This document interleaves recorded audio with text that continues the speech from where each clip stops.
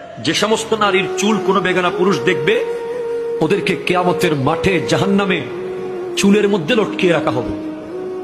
2, যে সমস্ত নারী স্বামীর সাথে তর্ক করে কথায় কথায়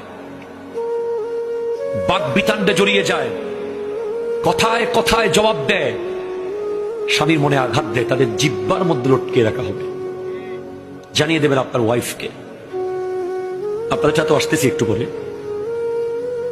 শুধু মেয়েদের কথা বলে চলে যাওয়ার লোক আমি না, আপনারাও আছেন সামনে।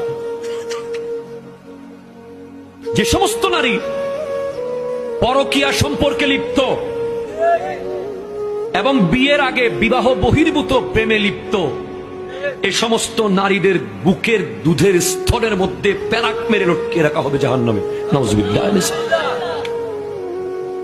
4, যে সমস্ত নারী উপকার করে খোঁটা দেয় তাদের শাস্তি হলো তাদের মুখ দিয়ে বিভিন্ন অঙ্গ দিয়ে আগুন বের হবে। 5, যে সমস্ত নারী ভালোভাবে পবিত্র হয় না, নামাজ নিয়ে হেয় করে, ঠাট্টা করে, ওদের মাথা হবে কুকুরের মতো, গা হয়ে যাবে গাধার মতো। নাউজুবিল্লাহ। অথবা যাদের হাত পা বেঁধে রাখা হয়েছে, সাপ বিচ্ছু ছেড়ে দেওয়া হয়েছে, এরাই শাস্তিটা পাবে।